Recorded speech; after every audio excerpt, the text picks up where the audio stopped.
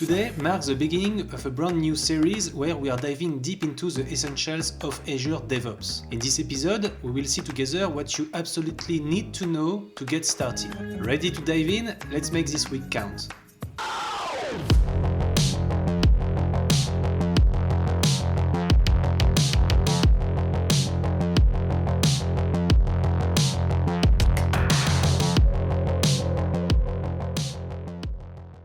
Welcome to my channel, I'm Lionel, your MVP and MCT, here to guide you through the essential points of Azure DevOps. Let's begin by defining what this service is about. Azure DevOps covers a set of processes and tools that bring developers, project managers and contributors together to build software. It enables organizations to create an enhanced product at a faster pace than traditional software development approaches. You have two options with Azure DevOps. You can work in the cloud with Azure DevOps Services or locally with Azure DevOps Server. There are several services in it that we'll explore together.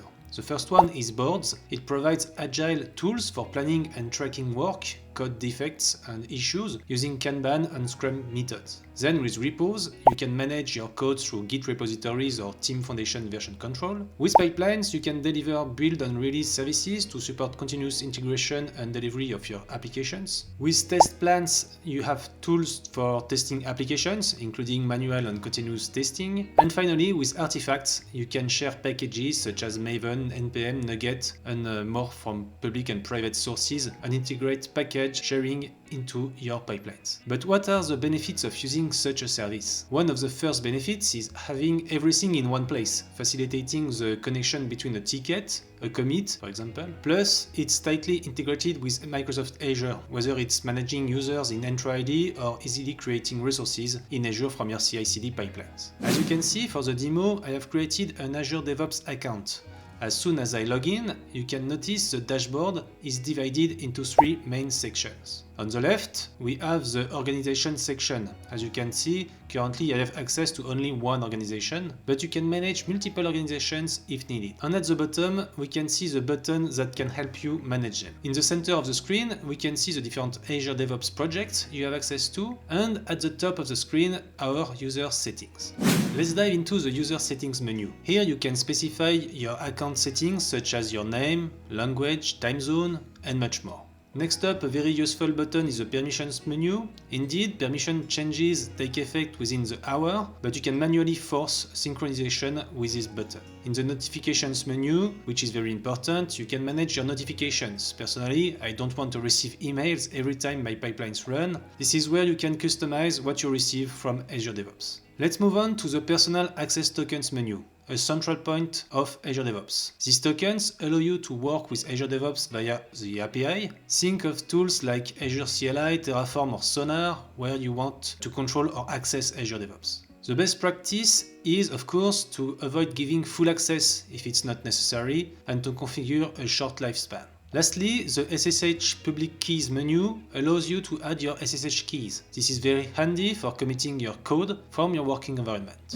Now, let's explore organization management. Of course, you will only have access to this menu if you are an administrator. This won't be the case for many of your users. Let's take a look at the most important menus. Firstly, you have an overview of your projects and users globally. In the users menu, you can manage their licenses and permissions. Just a heads up, I will be making a dedicated video on permission management in Azure DevOps. It's not necessarily the easiest for beginners. You can grant permissions at the administration level, but there is so much granularity that you can grant access to a project, a repository, or even a branch of a repository. In the billing menu, you will find all the billing related information, of course. An important menu is the extensions menu, where you can add plugins to Azure DevOps. These plugins will be used in your pipelines to perform certain tasks. Let's take the Terraform plugin as an example. This plugin will allow you to run Terraform plan and apply commands with parameters that will be very easy to set up in your pipelines. Next, we have the Entra menu, which allows you to link your Entra directory to Azure DevOps and manage your users. In the security section, we have the permissions menu, which contains all the permissions of your end user and admin users. As mentioned earlier, However, we'll dive into this in detail later. We arrive at the pipelines menu, which contains the definition of our agent pools. Agents are essentially the machines that will execute our pipelines. This can be hosted by Microsoft or in your infrastructure. We call them self-hosted agents. In the repositories section, we can configure certain global settings for all projects, such as the default branch for new projects. And finally, in storage, you will find a view of the storage used by your artifacts. This storage is, of course, built accordingly. Now let's move on to our project. To create a project, simply click on the New Project button. You will be able to choose the name, the description, whether the project is private or public, whether you want to use Git or Team Foundation version control, and the process. The process can be the default one, Agile, Scrum, or other. Additionally, you can customize existing processes according to your needs.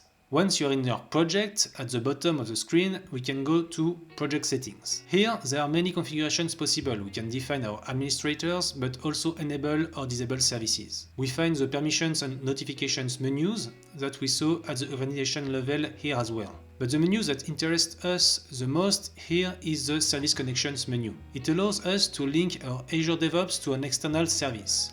This could be Microsoft Azure or others like Jenkins, Sonar Cloud, and many more. I will make a video to present this part in detail. We'll see together that for Azure Resource Manager, we can use different types, more or less secure. I will give you the best practices. Let's now return to our project in the Overview menu. We can have information directly on the summary, such as the project description, statistics, and repositories or pipelines. Here we can also customize dashboards that will allow us to quickly see the state of our project. Indeed, through the Dashboards menu, we will be able to customize these displays by adding different information with widgets. Finally, the Wiki menu will contain our project documentation. Obviously, it's up to you to write it. Azure Boards will allow you to manage your bugs, enhancements, tests, and support requests related to your project. We won't go into the details here because this part obviously depends on the process you will select. However, you can already have in mind that this menu will allow you to view the state of your backlog, assign work to your teams, see the workload and bandwidth of your users, or link these items directly to tests or commits present in other services. Let's move on to Azure Repos. Here you can manage your code. We can create a new repository, add a branch, commit changes, and even create pull requests for a team member to review our work. Here is how you can create a repository.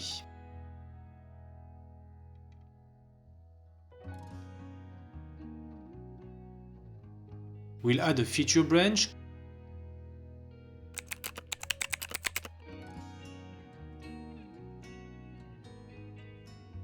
I will modify the README file to create a commit.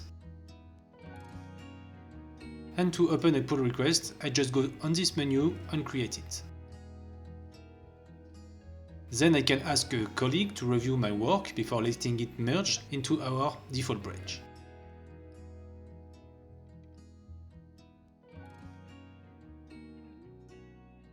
Additionally, we can manage fine-grained permissions and set up policies on our branches through the Project Settings menu.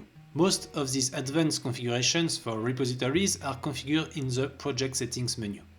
Now, let's explore the Pipelines menu, my favorite. Here we mainly create CI/CD pipelines. In the Pipelines menu, your CI and CD pipelines are in YAML format. I strongly encourage you to create your pipelines in this menu. Here you can see how we can create a demo pipeline using a template. We can now run it and see the output.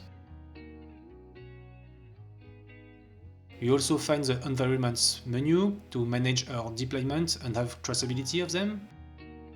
And very importantly, the Library menu, which allows you to store your variables, secrets, and sensitive files used in your pipelines. Additionally, you will be able to link your variables to an Azure Key Vault, and this will be one of the upcoming videos uploaded, so don't forget to subscribe to my channel if you are interested. Let's now explore the Test Plans menu. It provides rich and powerful tools that all team members can use to promote quality and collaboration through the development process. Azure Test Plan supports manual testing and automated testing. Indeed, Test Plans is fully integrated with Azure Pipelines to support testing within continuous integration and continuous deployment. And finally, you will be able to get traceability. reporting, and analysis of your test. Finally, Azure Artifacts allow developers to publish and consume various types of packages from feeds and public registries, like Maven Central or NuGet.org. Also, Azure Artifacts supports the following package types: NuGet, NPM, Python, Maven, Cargo, and Universal packages. You can combine Azure Artifacts with Azure Pipelines to publish build and pipeline artifacts, deploy packages, or integrate files across different stages of your pipeline for building, testing, or deploying your application. That's all for today. We have covered the different services of Azure DevOps and everything you should know before learning all these services in details. That's what we will do in the upcoming videos. If you have any questions or if you want me to add videos on specific subjects, don't hesitate to ask in the comments. Remember to subscribe to my channel and click on the bell to be notified of upcoming videos on Azure DevOps. Thank you very much, take care, and see you soon. Hey, thank you so much for dropping by my channel today. Here are some other videos that may interest you.